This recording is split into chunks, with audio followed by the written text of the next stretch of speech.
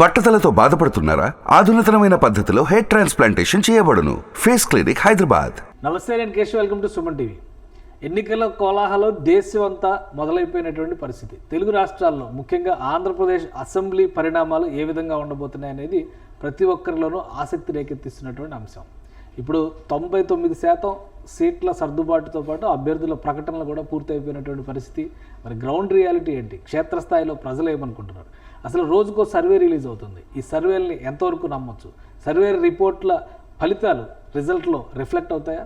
ఈ అంశాలపైన విశ్లేషణ చూద్దాం. మనతో పాటు సర్వేలు చేయడంలో ఎక్స్పీరియన్స్ ఉన్నటువంటి కేకే సర్వేస్ సంస్థ ఫౌండర్ కేకే మనతో ఉన్నారు. ఆయన అడిగి వివరాలు తెలుసుకుందాం. కేకే గారు నమస్కారం. నమస్తే సార్. ఈ గ్రౌండ్ రియాలిటీ ముఖ్యంగా ఆంధ్రప్రదేశ్లో, తెలుగు రాష్ట్రాల్లో 2 చోట్ల ఈ లోక్సభ అనేసరికి తెలంగాణలో కొంత అటెన్షన్ తగ్గినటువంటి పరిస్థితి. ఆంధ్రప్రదేశ్ అసెంబ్లీ ఎన్నికలపైన అదొక T20 ball to ball betting match లాగా నడుస్తున్నటువంటి పరిస్థితి. ఏంటి మీకు ఉన్నటువంటి ఎక్స్పీరియన్స్? గతంలో కూడా మీరు సర్వేలు చేశారు, సుమన్ టీవీలో కూడా మనం చాలా రిలీజ్ చేసినటువంటి ఇది ఉంది. ఇప్పుడు ఏంటి, ఎలా ఉంది సిచ్యుయేషన్? సార్, కోయిన్సిడెన్స్ ఏంటంటే సార్, మామూలు పర్సనల్గా మేము ఇంట్రెస్ట్ చేస్తున్నా లేకపోతే ఇంకోటి మా ఛానల్లో చేసుకుంటున్నా, ఫస్ట్ ఇంటర్వ్యూ సుమన్ టీవీలో ఇదే ఫస్ట్ ఇంటర్వ్యూ చేయడం. లాస్ట్ టైం కూడా మీరు సుమన్ టీవీ కేకే సర్వేస్లో మిలియన్స్ ఆఫ్ వ్యూవర్షిప్ వచ్చి మనం చెప్పిన 98% ప్రతి ఒక్క నియోజకవర్గం 175లో 98% యాక్యురసీ వచ్చి అంత పేరు ప్రతిష్టలు సుమన్ టీవీకి నాకు వచ్చి, ప్లస్ మీరు ఇంత ఎక్స్పీరియన్స్ ఉంది చీఫ్ ఎడిటర్గా కేశవ్ గారు అంటే అందరికీ ఐడియా ఉంది. ఫస్ట్ ఇంటర్వ్యూ మీతో పాటు చేయడం ఇది శుభ సంకల్పంగా ఉంది మాకంతా. సో మాకు ఆల్ ది బెస్ట్ చెప్పుకుంటూ, ఆబ్వియస్లీ మోర్ క్యూరియాసిటీ సార్ మనకు ఆంధ్రప్రదేశ్ 175 నియోజకవర్గాల్లో ఎలా జరుగుతుంది అనేది చాలా క్యూరియాసిటీ ఉంటుంది. మీరు అడిగిన ప్రశ్నకి సర్వే సంస్థలు అంటే 2 రకాలుగా ఉంటాయి సార్. మామూలుగా మాది మేము డబ్బులు తీసుకొని పెయిడ్ సర్వే అనమాట. అంటే ఎమ్మెల్యే దగ్గర డబ్బులు తీసుకొని మేము, లేదా ఎంపీ దగ్గర ఎవరి దగ్గర వాళ్ళ తరపున వాళ్ళకి నియోజకవర్గంగా మండల వారీగా లేకపోతే విలేజ్ వారీగా సర్వే చేసి పెడతాం. రెండో సర్వే టైప్ సర్వే ఏంటంటే మామూలుగా జనరిక్గా క్యూరియాసిటీ కోసం చేస్తూ ఒక నియోజకవర్గం 4 నియోజకవర్గాలు లేకపోతే జనరిక్గా ఒక రాష్ట్ర వ్యాప్తంగా చేస్తూ వాళ్ళు కేవలం అంటే పూర్తి దాన్నే వృత్తి అనుకోలేము, పార్ట్ టైంగా చేసుకుంటూ ఉంటారు. మాకు కంప్లీట్గా ఇదే వృత్తి, ఇది కాకపోతే ఇంకా ఆప్షన్ లేదు. లాస్ట్ టైం కూడా బెస్ట్ చేసాం కాబట్టి ఆ బ్రాండింగ్ వస్తుంది. సో ఇలాంటి వాటికే లాంగ్ రన్ ఉంటుంది. ఎలా ఉంది ఇప్పుడు ఆంధ్రప్రదేశ్లో గ్రౌండ్ రియాలిటీ కానీ పబ్లిక్ పల్స్ కానీ? ఎందుకంటే మీరు చెప్పిన 2 కేటగిరీస్లో సర్వేలు, ఒకటేమో కంటెస్ట్ చేయాలనేటువంటి ఆసక్తి ఉన్న వాళ్ళు చేయించుకునే సర్వే, ఇంకోటి అసలు ఏం జరుగుతుందో తెలుసుకోవాలనేటువంటి ఆసక్తి. సో ఇప్పుడు ప్రజలందరిలో కూడా ఆసక్తి ఉంది, ఏం జరుగుతుంది ఆంధ్రప్రదేశ్లో అనేటువంటి ఆసక్తి ఉంది. ఎలా ఉంది అసలు క్షేత్రస్థాయిలో? ఒకటి మటుకు క్లారిటీగా చెప్పగలుగుతాం సార్, ఏంటంటే హంగ్ అనే కాన్సెప్ట్ లేదు సార్. ఓకే, హంగ్ అనే కాన్సెప్ట్ అంటే లేదా తక్కువలో వచ్చి సీట్లు ఇద్దరు కలిసి చవద్ది ఏ ఎడ్జ్లో బయటపడతారు అని లేదు. ఏ పార్టీ గెలిచినా, టీడీపీ గెలిచినా వైసీపీ గెలిచినా 100 సీట్స్ దాటిన తర్వాతే గెలుస్తుంది సార్. ఎడ్జ్ మటుకు లేదు, క్లియర్ మెజారిటీతోనే ఇస్తారు. అది అంతవరకు క్లారిటీ అవుతుంది. ఇంకొకటి ఇంకొంచెం డెప్త్గా ఏంటి అనేది ఇంకొక వారం పడుతుంది. ఇప్పుడే కొత్తగా క్యాండిడేట్లు వస్తున్నారు కాబట్టి ఆ పోటాపోటీ ఉన్నాయి, దాటేస్తాయా గెలుస్తాయా, ఇంతకుముందు మనం చాలాసార్లు విశ్లేషించినట్టు 10,000 ఫిగర్ దాటుతా మెజారిటీ, అప్పుడు క్లారిటీగా వస్తుంది. సో ఇంకొక వారం అవుతుంది సార్. క్యాండిడేట్లు ప్రకటించక ముందే వచ్చేసిన సర్వేలు కొన్ని ఉన్నాయి, చాలా వచ్చేసింది. ఆబ్వియస్లీ ఇప్పుడు మేజారిటీ పార్టీ ఓట్ బ్యాంకింగ్ ఉంటుంది సార్. కానీ అట్లీస్ట్ కొంతమంది 5,000 ఓట్లు తీసుకురాగలుగుతారు, కొంతమంది 10,000 ఓట్లు తీసుకురాగలుగుతారు. కాబట్టే పార్టీలు అంత వెచ్చిచ్చి అంత టైం తీసుకొని అంత క్రోడీకరించి అలాంటి క్యాండిడేట్ కోసం వెతికి చూస్తున్నాయి. సో ఇప్పుడు వస్తున్నటువంటి సర్వేలు ఆల్రెడీ క్యాండిడేట్స్ ప్రకటనలు జరగకముందరే పార్టీ సెంట్రిక్గా జరిగినటువంటి సర్వేలుగా చూస్తే వాటి రిజల్ట్ ఎంతవరకు నమ్మొచ్చు? ఈ సర్వేలకి వచ్చేటువంటి ఫలితాలను కానీ, వాళ్ళు ఇచ్చేటువంటి నంబర్స్ని కానీ? 2 రకాలు సార్. యాక్చువల్లీ నేను రీసెంట్గా కూడా మామూలుగా చాలామంది ఎమ్మెల్యే దగ్గర పార్టీలు ఇచ్చినటువంటి సర్వే కూడా చూడడం జరిగింది, వాళ్ళు చూపించారు. కాబట్టి మీరు ఎక్స్పీరియన్స్డ్ ఎడిటర్ సార్, మీకు చాలా సంస్థలు రన్ చేయడం మీకు ఎక్స్పీరియన్స్ ఉంటుంది. మీ సంస్థలో ఏదైనా ఎంప్లాయీ సరిగ్గా చేయట్లేదు అనుకోండి, పర్ఫామ్ చేయట్లేదు, అతన్ని తీసేద్దాం అనుకుంటున్నారు నెక్స్ట్ మంత్ నుంచి, మీరు ముందుగా అతనికి ఇన్ఫార్మ్ చేస్తారా? నెక్స్ట్ మంత్ నుంచి చేస్తారా చేయరా చెప్పండి. ఖచ్చితంగా చేస్తారు కదా, ముందుగా చెప్తారు మీరు తీసేస్తున్న 2 నెలల తర్వాత అని. లాస్ట్ మూమెంట్ దాకా చెప్పరు, ఎందుకంటే ఈ 2 నెలల పర్ఫార్మెన్స్ కూడా చేయడండి. అట్లాగే పార్టీలు కూడా పార్టీ తరపున ఇచ్చే సర్వే పార్టీకి బాగానే వస్తున్నాయి, కానీ మీరు ఖచ్చితంగా ఓడిపోతున్నారు, 10,000 పైన మీరు మెజారిటీ అవతలకి ఇస్తున్నారు, మీరు 10,000 కంటే తక్కువ వస్తున్నాయి ఓట్ బ్యాంక్ అంటే పార్టీ మేము మీకు పంపించే సర్వే రిపోర్ట్ కూడా తప్పు పంపిస్తారు. ఎందుకంటే అసలు మీరు పోటీ చేయడం వేస్ట్ అనుకుంటే మీరు డబ్బులు ఖర్చు పెట్టరు, తిరగరు, ఇంకా ప్రజల్లోకి వెళ్ళరు, ఇవన్నీ వేస్ట్ అవుతాయి కదా సార్. సో పార్టీలు కూడా ఎమ్మెల్యేలకి రాంగ్ రిపోర్ట్లే పంపిస్తున్నాయి. ఇది ఖచ్చితంగా ఓడిపోతారని చెప్పినా కానీ 1,000-2,000 ఓటు తేడా ఉంది, మీరు బాగా కష్టపడితే గెలవగలుగుతారని. కానీ పార్టీకి తెలుసు ఎంత కష్టపడ్డా కానీ వాళ్ళు గెలవరని. రైట్. కానీ జగన్మోహన్ రెడ్డి గారు చాలా అందరికంటే ముందరే మేల్కొన్నారు. సో ఆయన లెక్కలు చూసుకుని అభ్యర్థుల మార్పులు చేర్పులు దాదాపు ఏడాది నుంచి దీనిపైన ఫుల్ లెంత్ ఎక్సర్సైజ్ చేశారు. అవును. ప్లస్ ఇప్పుడు 175 అవుట్ ఆఫ్ 175 టార్గెట్ పెట్టుకుని వెళ్తున్నారు కాబట్టి 175 నియోజకవర్గాలు ఒకేసారి అభ్యర్థుల ప్రకటన కూడా చేశారు. ఈ పరిణామాలు, ఈ మార్పులు, ఈ చేర్పులు, దాని ప్రభావం ఏంటి? అడ్వాంటేజ్ 100% ఉంది సార్. మనకు ఇతను సీఎం క్యాండిడేట్ అని మనకు ఎలా జనకు తెలుస్తుందో, లోకల్గా ఒక ఎమ్మెల్యే క్యాండిడేట్, ఇతను మన ఎమ్మెల్యే క్యాండిడేట్ అంటే తనకి ఎనఫ్ టైం ఇస్తే, నెల 2 నెలల 3 నెలల సంవత్సరం ఎంత ఎనఫ్ టైం ఇస్తే తనటువంటి అభ్యర్థులు, తనటువంటి విలేజెస్ ఇవన్నీ తిరిగి ఓట్ బ్యాంక్ని కన్వర్ట్ చేసుకునేదానికి ప్రతి విలేజ్లో ఒక నాయకుడు ఉంటాడు. అతనికి ఒక 100 ఓట్లు, 200 ఓట్లు, 300 ఓట్లు ఉంటే తనతో మాట్లాడి కన్విన్స్ చేసి టైం వెచ్చిచ్చి నేనేంటి అని ప్రూవ్ చేసుకునేదానికి అవకాశం ఉంటుంది. లాస్ట్ మూమెంట్లో మీరు ఇంకొక వారం రోజులు 2 వారాల్లో వచ్చినది అతను తిరిగి, ఇప్పుడు మీరు బీజేపీ ఎమ్మెల్యే టికెట్లు చూడండి, ఇంకా వాళ్ళు నియోజకవర్గాలు ఇంకా మొదలు పెట్టలేదు. కొంతమంది చేస్తే ఇంకా మూవ్ అవ్వలేదండి, రేపు ఎల్లుండి వెళ్తామండి, 1 వీక్ తర్వాత వెళ్తామండి, మనం మనం మాట్లాడాలని అంటారు. ఇంకొకటి 1 వీక్ తిరిగేసరికి వాళ్ళు అసలు వీధుల పేర్లు, నియోజకవర్గాల పేర్లు తీసుకునేసరికి అయిపోతుంది టైం. సో ఆబ్వియస్గా దాని ఎఫెక్ట్ ఉంటుంది. మీకు ముందుగా ఎప్పుడు ఏ నియోజకవర్గైనా ఫ్రెషర్గా వచ్చిన వాడికైనా, ఎక్స్పీరియన్స్ పార్టీకి అయినా సరే, వాళ్ళకి ఎనఫ్ టైం ఇచ్చి తిరిగి దానికి 100% 175 ఒకేసారి డిక్లేర్ చేయడం వల్ల మీ అంచనా ఏంటి, ఎలా ఉండొచ్చు ఏంటి? అట్లాగే సార్, అధికారం వస్తుంది అని వైఎస్ఆర్ నాయకులు ధీమా వ్యక్తం చేస్తున్నారు. కాబట్టి ఇది పక్కా ప్లాన్ తో, ఒక వ్యూహంతో, ప్రచారం విషయంలో కూడా చాలా ప్లాన్డ్గా వెళ్తారు మిగతా వాటితో పోలిస్తే. కరెక్ట్. సో దీని ఇంపాక్ట్ వలన నిజంగానే ఇప్పుడు వాళ్ళు ఎక్స్పెక్ట్ చేస్తున్నట్టుగా అది రియాలిటీలోకి వచ్చి అది వేరు సార్. మీరు అడిగిన ప్రశ్న ఏంటంటే అడ్వాంటేజ్ ఉంటుందా ముందుగా ప్రకటించిన దానికి? ఎస్, అడ్వాంటేజ్ ఉంటుంది. అంటే ముందుగా కానీ 80-90% ఓట్ బ్యాంకింగ్ ఒక పార్టీదే అయినప్పుడు ప్రజలు పార్టీని గెలిపిద్దాం అనుకుంటున్నారా ఆ నియోజకవర్గంలో, లేదా మిగతా 20% డ్యామేజ్ చేస్తారా, అడ్వాంటేజ్ తీసుకొస్తారా నియోజకవర్గంలో అనే ఈ క్యాండిడేట్ మీద ఉంటుంది. ముందుగా ప్రకటించారు కాబట్టి ఈ క్యాండిడేట్ ఓట్ బ్యాంకింగ్ పెంచుకునే ఆస్కారం ఉంటుంది. కానీ వీళ్ళు ఎంత పెంచినా ఈ ఓటు పార్టీ యొక్క 80% ఓట్ బ్యాంకింగ్ పెంచేంత స్థాయి రేరెస్ట్ కేసులో 175 ఎవరికి రేర్గా ఉంటుంది. ఒకరికి ఇద్దరు ఎక్సెప్షనల్ కేసు పక్కన పెడితే మిగతా అది జనరిక్గా పార్టీ ఓట్ బ్యాంకింగ్ మీద ఈ క్యాండిడేట్ డిపెండ్ అవుతారు. ఆ ఎడ్జిల్లో ఓడిపోకుండా సరైన క్యాండిడేట్ కోసం పార్టీలకు కూడా చూస్తాయి. ఇప్పుడు చాలామంది ఒక నాడు ఏంటంటే ఎవరు డబ్బు ఖర్చు పెడితే వాళ్ళకి ఎమ్మెల్యే టికెట్లు ఇచ్చేస్తారని జనాలు మామూలు అనుకుంటారు. అలా కాదు. టీడీపీ అయినా, వైసీపీ అయినా, జనసేన డబ్బులు చూసుకోవచ్చు. బట్ తన ఫేస్ చూసి నియోజకవర్గంలో ఒక 5,000, 10,000, 20,000 ఓట్లన్నా పడుతాయా అలాంటి క్యాండిడేట్ కోసం ఎదుగు చూస్తారు. దాంట్లో ఇంకోటి డబ్బు ఫ్యాక్టర్ ఒకటి. 175 నియోజకవర్గాలు ఎమ్మెల్యే క్యాండిడేట్లు డబ్బు ప్రభావం ఉండే ఓట్లే. ఇప్పుడు డబ్బు లేని నియోజకవర్గం లేదు. సో ముందుగా ప్రకటించడం వల్ల పోటీలో అడ్వాంటేజ్ ఉంటుంది. ఆల్రెడీ పోటీలో ఉన్న నియోజకవర్గాలు. అంతేగా 175 పార్టీకి 175 గెలిచేస్తనేది అది ఊరిని జనాల్ని ఎంకరేజ్ చేసేదానికి, ఉత్తేజపరిచేదానికి మన వ్యూహానికి అనమాట. మన సినిమా రిలీజ్ ముందు మనం కొట్టేస్తున్నాం అంటారు చూడండి, హిట్ సినిమా చెప్తే కనీసం ఫస్ట్ షో కన్నా థియేటర్లు నిండుతాయి. సో అంటే అది చెప్పడం వల్ల ముందు ఫస్ట్ వీక్ కలెక్షన్స్ వస్తాయి. అట్లాగా మరి ఇప్పుడు కూటమి వైపు నుంచి సీట్ల సర్దుబాటులో జాప్యం, అభ్యర్థులు కన్ఫర్మ్ చేయడంలో జాప్యం, అలానే మళ్ళీ అసంతృప్తులు వచ్చినాయి అనేటువంటి విమర్శలు. ఈ కోణంలో చూస్తే ఎన్డీఏ తీసుకున్నటువంటి డెసిషన్స్ ఎలా ఉన్నాయి? ఎన్డీఏ ఫార్మేషన్ కానీ, ఇప్పుడు అభ్యర్థుల ప్రకటన కానీ ఏ విధంగా చూస్తారు? ఎన్డీఏ ఇప్పుడు మా ఫస్ట్ జనసేన టీడీపీ కలయిక చాలా లాంగ్ టర్మ్గా ప్లాన్ చేసుకొని వస్తున్నారు సార్. ఫస్ట్లో వ్యతిరేకించిన, ఇంకోటి చేసిన, లోకల్గా లీడర్స్ విలేజ్ వరకు వచ్చేసరికి టైం పట్టింది. ఓకే మనం వర్క్ చేద్దాం అనుకునేటట్టున్నారు. తర్వాత వాళ్ళు 21 సీట్స్ ఎలాగైతే ఇప్పుడు ప్రకటించారో, మొత్తం 24 తర్వాత 21 వచ్చిందని పవన్ కళ్యాణ్ గారిని పక్కన పెడితే 20 సీట్లకి పవన్ కళ్యాణ్ ఒప్పుకున్నారు నా పార్టీకి 20 కావాలని. ఆయన పక్కన పెడితే దానివల్ల ఎంతో కొంత మొత్తానికి ఓట్ బ్యాంకింగ్ అయితే ఇబ్బంది పడతారు సార్. ఎందుకంటే ఖచ్చితంగా టీడీపీ పోటీ చేసే ప్రతి ఒక్క దగ్గర జనసేన వాళ్ళు మొత్తం కలిపి కుంపగుత్తిగా ఓట్లు వేస్తారనే ఆస్కారం అయితే లేదు. 100% అది 60% పడుతుందా, ఒక నియోజకవర్గం 70% పడుతుందా, 80% పడుతుందా అనేది తేడా వస్తుంది. కానీ బీజేపీ లేట్గా జాయిన్ అవ్వడం వల్ల అసలు ఇంకా డ్యామేజ్ ఎక్కువ తీసుకుంది. అదే జాయిన్ అవుదాం అనుకున్నప్పుడు కొంచెం ఎర్లీకి టైం ఇస్తే లీడర్స్ జాయిన్ అయినంత మాత్రాన కార్యకర్తలు కన్సాలిడేట్ అవ్వరు సార్. మీరు బీజేపీ, నేను టీడీపీ, మన ఇద్దరం కలవాలి అంటే మనకు టైం కావాలి. మన ఇంటికి, మీ ఇంటికి మీరు రావాలి, మా ఇంటికి మీరు వచ్చి టీ తాగి, కాఫీ తాగి, భోజనం చేసి మనం మాట్లాడుకొని మంచి చెట్లు మాట్లాడుకొని ఈ వారం 10 రోజులు పడుతుంది. అప్పటికి ఎలక్షన్స్ వచ్చేస్తాయి. కానీ అంటే వీళ్ళు చెప్తున్నటువంటి వెర్షన్ ఏంటంటే, ఇప్పటివరకు ఆంధ్రప్రదేశ్లో ఉన్నటువంటి పరిస్థితులు ఇవన్నీ సర్దుబాటు చేసుకోవడం ఒకటి, రాజకీయంగా కావాల్సినటువంటి అంశాలు ఇంకొకటి ఏంటంటే, ఎన్నికలకి సంబంధించిన నోటిఫికేషన్ కూడా ఒక 4 రోజులు వెనక్కి వెళ్ళింది. సో ఇవన్నీ కలిసి వస్తే ఈ కూటమికి ఈ ఇప్పుడు ఏవైతే అరమరికలు ఏవైతే ఉన్నాయో వీటన్నిటిని కూడా మేము సెటరేట్ చేస్తాం అంటున్నారు. కరెక్ట్. ఇదే ముందు ఇంకో 1 month ఇంత టైం ఇచ్చింది ఎగ్జామ్స్కి, మీకు 2 months టైం అంటే ప్రిపరేషన్ వేరేగా ఉంటుంది కదా సార్. మీకు 1 month తీసుకున్నారు కరెక్ట్. ఇంకో 1 month మనకు లక్కీగా 4th phase జరిగింది. మేబీ బీజేపీకి ముందుగా ఐడియా ఉండొచ్చు కాబట్టి, ఎలక్షన్ కమిషన్లో ఎలా జరుగుతుందో తెలుసు కాబట్టి, సో వాళ్ళు కొంచెం డిలే అయినా పర్లేదని ఎంచుకోండొచ్చు. బట్ స్టిల్ కొంచెం టైం ముందుంటే కార్యకర్తలు ఆల్రెడీ జనసేన ఓట్ బ్యాంకింగ్ మాకు చాలా ఎక్స్పెక్ట్ చేసిన సీట్లు రాలేదని బాధపడేవాళ్ళు.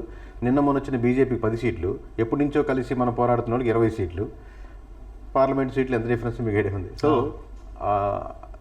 కలిసి ఉండేవాళ్ళు ఎక్కువ కలిసి. కానీ ఒకటి అంటే ఆంధ్రప్రదేశ్లో ఎన్ని ఈక్వేషన్స్ లెక్కేసుకున్నా కానీ కుల సమీకరణాలు, ప్రాంతాల వారీగా ఉన్నటువంటి సమీకరణలు ఇవన్నీ కూడా పనిచేస్తాయి కాబట్టి బీజేపీ ఎంట్రీని కొంత ఆపుదామా లేదా ఆహ్వానిద్దామా అనేటువంటి మీమాంసతోనే సరిపోయింది అనేటువంటి మాట ఇప్పటివరకు వినపడింది. అభ్యర్థులు ప్రకటించిన తర్వాత పెద్దగా నెగిటివ్ లేదు అనేటువంటి అభిప్రాయం ఉంది. కాబట్టి మీ అంచనా ప్రకారం ఇప్పుడు టీడీపీ ఒకటి సపరేట్గా చూస్తే 144 సీట్లు పోటీ చేస్తుంది, జనసేన బీజేపీ 31 సీట్లు కంటెస్ట్ చేస్తుంది. సో ఇక్కడ అడ్వాంటేజ్ ఎవరికి అంటే ఓట్ ట్రాన్స్ఫర్ జరగాలంటే ఎక్కువ ఓట్ ట్రాన్స్ఫర్ జరగాల్సింది టీడీపీకి. ఎందుకంటే 144 నియోజకవర్గాల్లో కోఆర్డినేషన్ రావాలి, ఇక్కడ 30 సీట్లు వస్తే సరిపోతుంది.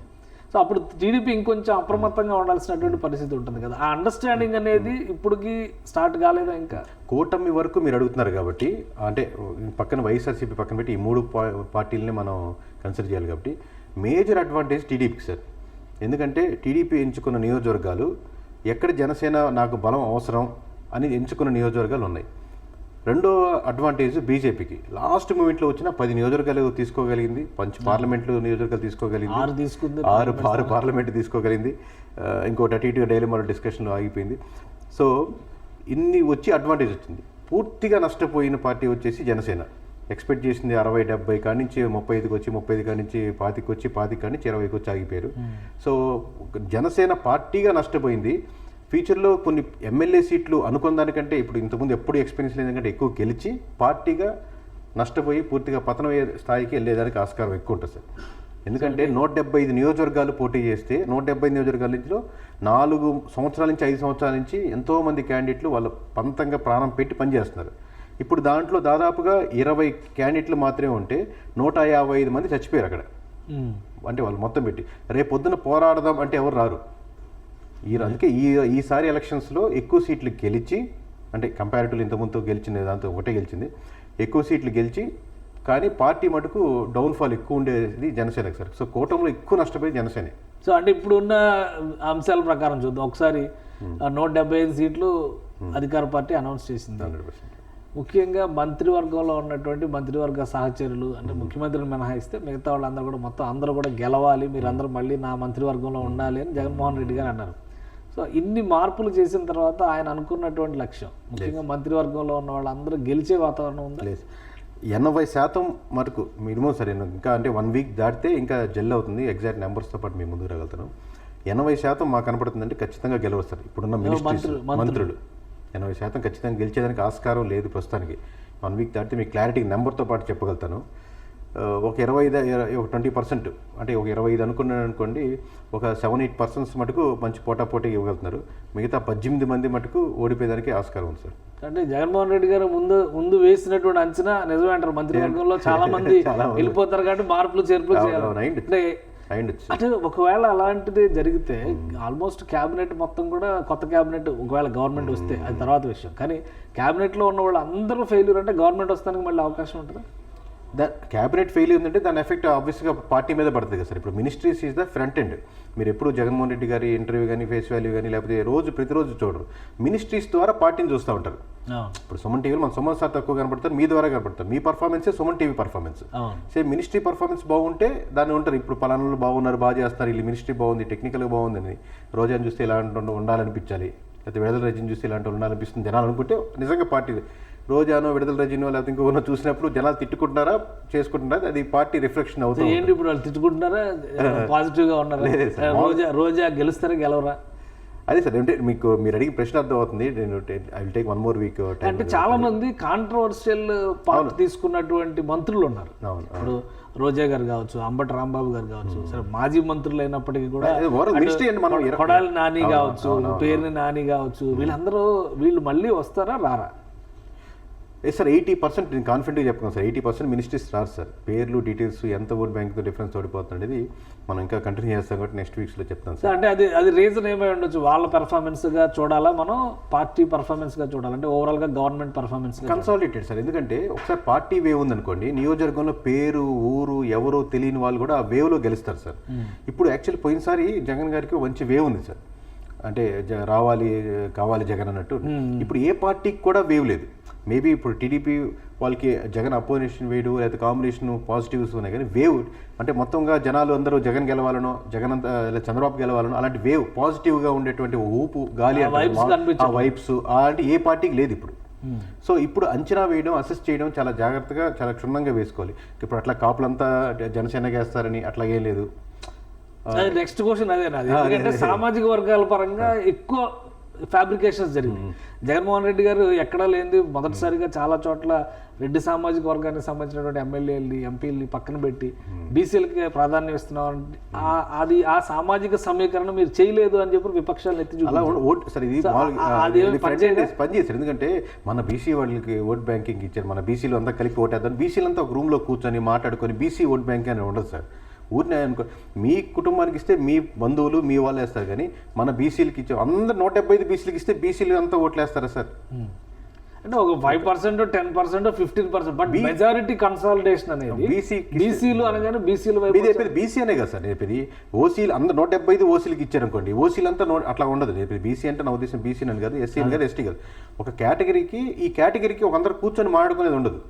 ఒక ఎమ్మెల్యే తరపు నుంచి అనుకోండి, మనోడరా, మన యాదవరా, మన రెడ్డిరా, మన మాలరా, మన మాదిగరా అని వాళ్ళ వరకు ఆ నియోజకవర్గంలో కన్సాలిడేట్ అవ్వచ్చు, కానీ కమ్యూనిటీ పరంగా ఈ గ్రూప్ ఉండదు. సో అంటే ఇప్పుడు కాపులు కమ్యూనిటీ పరంగా కన్సాలిడేట్ అవుతారా? మీరు చెప్పిన లెక్క ప్రకారం మన కాపులు నియోజకవర్గంలో సార్, నియోజకవర్గం కాపులు కానీ, ఒంటరి కానీ, బలిజ కానీ, ఏ క్యాస్ట్ ఎంతో కొంత ఇంపాక్ట్ చూపిస్తుంది. 10%, 20%, 30% మొత్తం అందరూ అది అతని క్యాండిడేట్ మీద ఆధారపడి ఉంటుంది.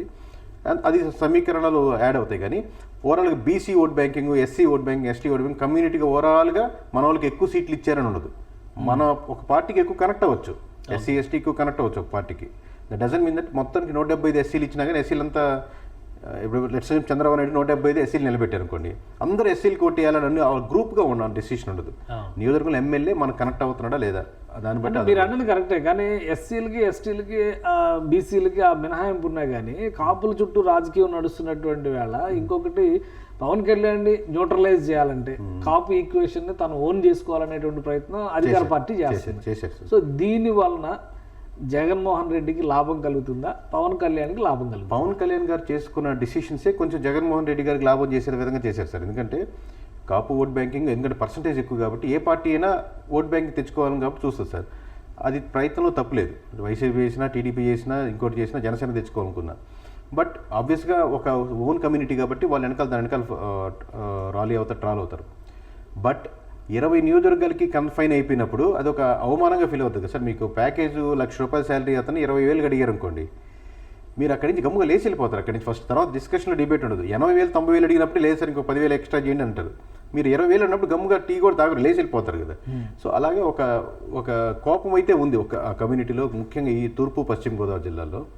సో మళ్ళీ సమీకరణాలు ఇవన్నీ యాడ్ చేసుకొని వాళ్ళని ఎంత బొజ్జగిస్తారు అనేది చూడాలి సార్. ఎందుకంటే పవన్ కళ్యాణ్ అందరినీ కూడా కన్విన్స్ చేసేటువంటి ప్రయత్నం చేస్తున్నారు. తీసుకున్నటువంటి 20 సీట్లలో 100% స్ట్రైక్ రేట్ చూపించాలి అనేటువంటి ఒక మాట వాడుతున్నారు. ఇది కన్సిడర్ చేసే అవకాశం, అందరూ ఒకటయ్యేటువంటి గెలిపించుకుందాం అనేటువంటి ఒక స్పిరిట్ తీసుకొచ్చేటువంటి పరిస్థితి. స్పిరిట్ మీ మాటల్లో కాకుండా చేతల్లో కూడా ఉండాలి సార్. మామూలుగా స్పిరిట్ అంటే మీరు గట్టిగా మాట్లాడి మీకు ఎక్కువ సీట్లు తెచ్చుకునే పరిస్థితిలో ఉండాలి. మనం ఫస్ట్లో మీరు స్టార్టింగ్లో మాట చెప్పారు, మనం ఇచ్చే స్టేజ్లో ఉండాలి కానీ తీసుకునే స్టేజ్ కదా. మనం టీడీపీకి ఎన్ని సీట్లు మనం డిసైడ్ చేస్తాం అన్నప్పుడు జనాలకి వాళ్ళ ఫ్యాన్స్కి ఎస్ మనం అట్లా చూసారు, అది పొజిషన్ అంటే అనుకుంటాం. ఇప్పుడు 20 సీట్లు 175లో సగం కూడా లేవు.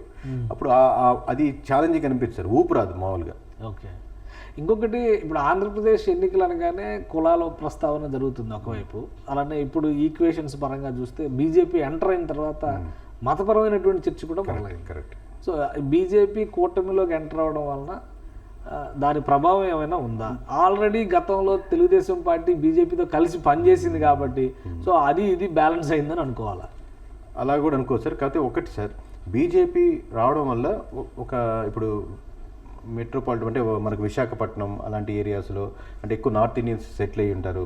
మన రామ మందిరం ఎఫెక్ట్ కొంచెం మతం పరంగా ఎక్కువ హై ఉన్న ఓట్ బ్యాంకింగ్ కమ్యూనిటీస్ కావచ్చు, ఆ సెక్షన్ ఓట్ బ్యాంకింగ్ అడ్వాంటేజ్ అవుతుంది సార్.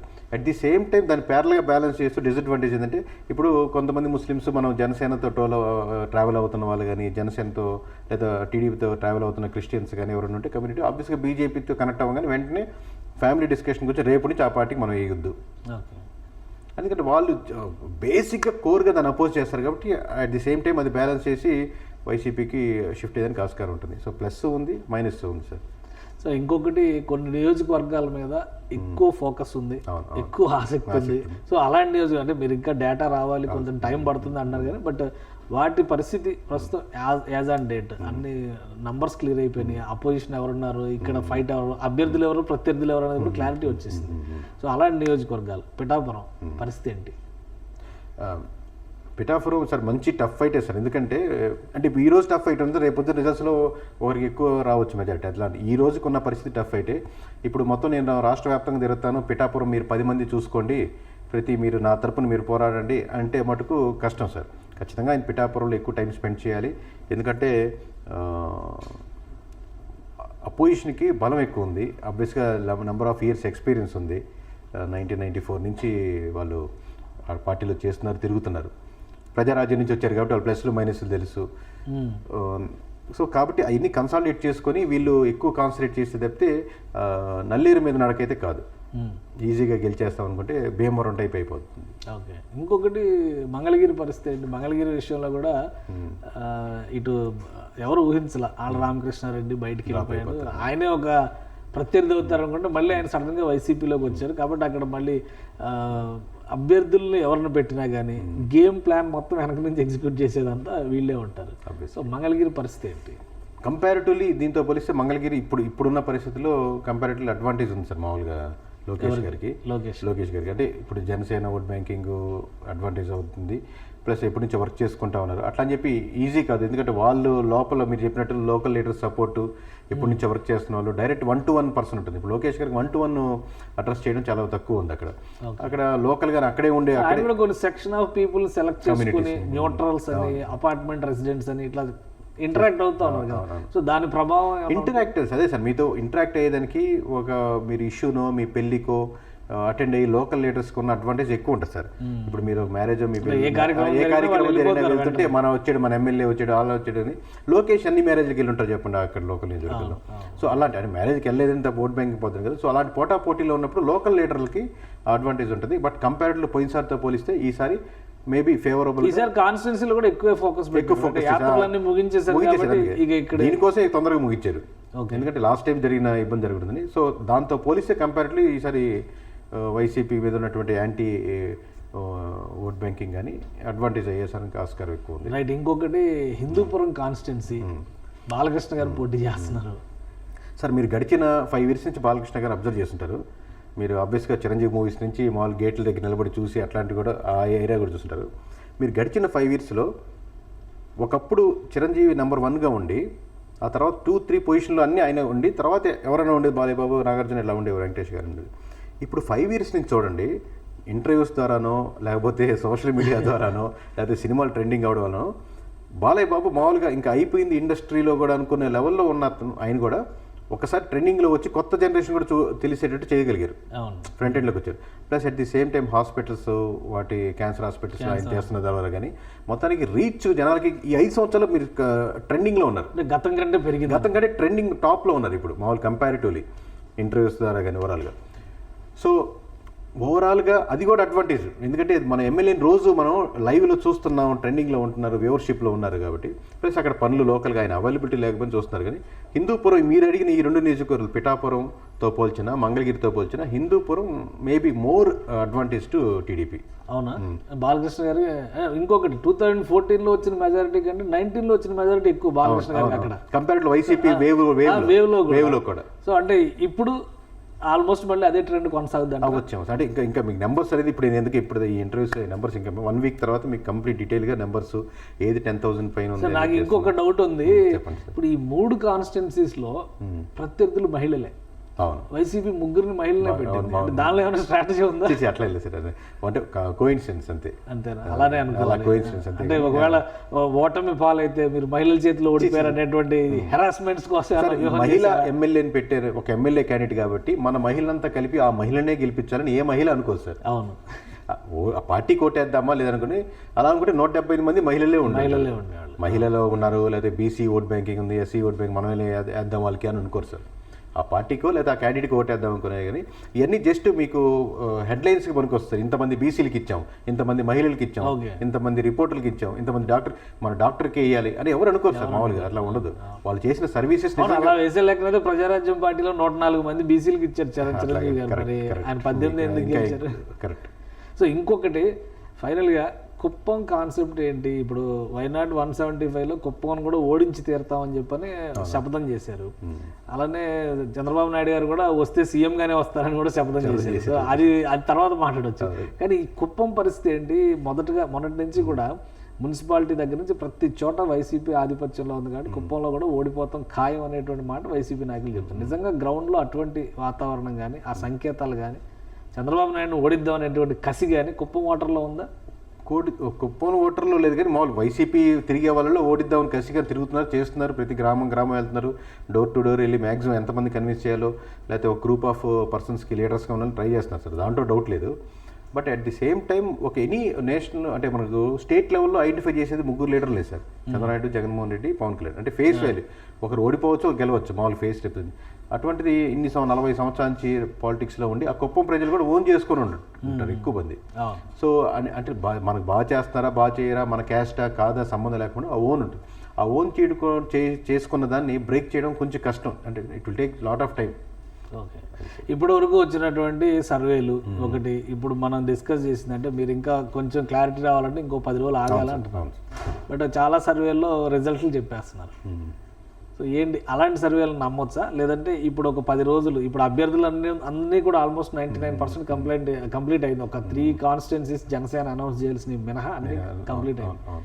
సో వీళ్ళు క్యాంపెయిన్కి వెళ్ళేటువంటి తీరును బట్టి ట్రెండ్ని మనం అసెస్ చేస్తే క్లియర్ పిక్చర్ వస్తుందా? లేదంటే ఆల్రెడీ ఒక అసెస్మెంట్తో ఇప్పుడు ఈ సర్వేలు ఏవైతే ప్రచారం చేస్తున్నారో వాటిని నమ్మొచ్చా? అంటే ఒకటి సార్, ఒక ట్రాక్ రికార్డ్ చూడాలి సార్. సర్వే కంపెనీ ఎలా చూస్తుందని ప్రీవియస్ ఎలా ఉంది రిపోర్ట్, అది ఒక ట్రాక్ రికార్డ్. అంటే ఇంతకుముందు మీరే జాయిన్ అవుతున్నప్పుడు మీరు ఎక్కడెక్కడ చేశారని అని అడుగుతారు. సో ఒక ట్రాక్ రికార్డ్ ఉంది. అట్లా అని చెప్పి ఫస్ట్ చేసేవాళ్ళు ట్రాక్ రికార్డు లేని వాళ్ళు చేయలేరంటే చేయొచ్చు. బట్ చేసినప్పుడు కరెక్ట్గా, ఎందుకంటే పోటీ ఎంత ఉంది, నిజంగా 5,000 పైన మెజారిటీ ఉంటే, 10,000 పైన మెజారిటీ ఉంటే అది కాన్ఫిడెంట్గా చెప్పొచ్చు. కానీ 3,000, 5,000 ఓట్లు అనేది ఈజీగా వారం ముందు కూడా టర్న్ చేసుకునేదానికి ఆస్కారం ఉంటుంది, అటు ఇటుగా మారేది అనుకోండి. అవన్నీ గెలిచేస్తారు అని చెప్పేయడం కరెక్ట్ కాదేమో అని చెప్పి. అంటే పూర్తిగా వైసీపీ ఫేవర్గా ఉండి పూర్తిగా టీడీపీ ఫేవర్గా ఉండి అవి రెండు కరెక్ట్ కాదు. ఇప్పుడు ఓవరాల్గా మీరు ఎలా జడ్జ్ చేస్తారు? ఏమిస్తారు స్కోర్, ఏమిస్తారు ఆ పక్షానికి ఈ పక్షానికి చూసినప్పుడు? అంటే ఇప్పుడు టఫ్ సిచ్యుయేషన్ ఉందా అంటున్నారు ఒకవైపు. అంటే గ్రౌండ్లో ఉన్నటువంటి ఈక్వేషన్స్ ప్రకారం కొన్ని చోట్ల వీళ్ళకి కలిసి వస్తుంది, కొన్ని చోట్ల వీళ్ళకి కలిసి వస్తుంది ఒక అంచనా ఉంది. 50 నుంచి ఒక 60 వరకు కాన్ఫిడెంట్గా ఉన్నారు సార్ ఇద్దరు. ఓకే, మిగతాయి ఓవరాల్గా ఫైట్లో ఉంటున్నాయి. కానీ ఏది దాటినా 100 దాటేస్తుంది. సో ఏ పార్టీకి వచ్చిన ప్రస్తుతానికి మీకు ఎవరికి చెప్పాలంటే 100 తక్కువతో రాదు. జనసేన సపోర్ట్ టీడీపీకి ఒకళ్ళు గెలిస్తే జనసేన సపోర్ట్ టీడీపీకి అవసరం లేదు. వైసీపీ గెలిచినా 100 సీట్ షేర్ లోనే ఆ కాన్సెప్ట్ ఉంది కదా, డిస్కస్ చేయాల్సిన అవసరం లేదు. ఆల్రెడీ బీజేపీ చంద్రబాబు నాయుడు ఒక వ్యూహం ప్రకారం ఒకవేళ వీళ్ళు గెలుచుకు రాకపోయినా గానీ నేను గెలుచుకోవాలనేటువంటి వ్యూహం 88 నాకు రావాలి, 90 రావాలి, మీకు నామకే వాస్తే ఉన్నది, మీ ఓట్లు నాకు రావాలని కాన్సెప్ట్ తీసుకున్నారు. వాళ్ళు 175 నేను తెచ్చుకోవాలని చెప్పుకుంటున్నారు ఓపెన్. సో ఇప్పుడు కూటమిలో బాధ్యత ఎక్కువ చంద్రబాబు నాయుడు గారి మీద ఉంది. 100% సార్. ఇప్పుడు మామూలుగా ఇప్పుడు ఆ తెలివితేటలు కానీ వాళ్ళు కన్విన్స్ చేసుకోవడం కానీ, ఇప్పుడు వాళ్ళు అవతలలో కన్విన్స్ అయిపోయారు కానీ ఆ తెలివితేటలని ఆయన ఉంటుంది కాబట్టి బాధ్యత కూడా ఆయన ఎక్కువ తిరిగేది కూడా అదే. ఇప్పుడు ఇన్ని సంవత్సరాలు తిరుగుతూనే ఉన్నారు కదా. ఇప్పుడు క్లియర్ పిక్చర్ రావడానికి మనకి ఎంత సమయం పడుతుంది? ఇంకొక 1 వీక్ కేకే సర్వీస్ నుంచి అయితే ఇంకొక 1 వీక్లో క్లియర్ కట్టుకుంటారు సార్. ఆల్రెడీ మొత్తం అన్ని 175 1 చేసుకుంటాం. లోక్సభ కాన్స్టిట్యున్సీస్ మీద కూడా అప్పుడు focus. Sure 100% sir. Right, thank you. ఇది కేకే చెప్తున్నటువంటి రిపోర్టు. గ్రౌండ్లో చాలా భిన్నమైనటువంటి వాతావరణం ఉంది. పైకి చూస్తున్నంత సాఫ్ట్గా ఎక్కడా కనిపించడం లేదు. అలానే ఎవరు కింద పడిపోయేటువంటి స్థాయిలో లేరు. అలానే మార్పులు చేర్పుల విషయంలో ముందుగా తీసుకున్నటువంటి నిర్ణయాల వల్ల ఎవరికి లబ్ధి చేకూరుతుంది అనేది ఈ 10 రోజుల్లో జరగబోయేటువంటి పరిణామాలు, అభ్యర్థులు వెళ్ళబోయేటువంటి క్యాన్వాసింగ్ మెథడాలజీ వీటి మీద ఎక్కువ ఆధారపడి ఉంటుందనేటువంటి మాట కేకే చెప్తున్నారు. ఇక సర్వేలకు సంబంధించి అభ్యర్థుల ప్రకటన పూర్తి కాకుండా చేసిన ఏ సర్వే కూడా అది నిఖార్సైన సర్వే కాకపోవచ్చు. ఎందుకంటే అభ్యర్థుల ప్రకటన తర్వాతే అసలు ఈక్వేషన్స్ బయటకు వస్తాయనేది ఆయన చెప్తున్నటువంటి మాట. ఇది special discussion. Keep watching. Suman టీవీలో మీ పర్సనల్ అండ్ బిజినెస్ ప్రమోషన్స్ కోసం కింది నెంబర్కి కాంటాక్ట్ చేయండి.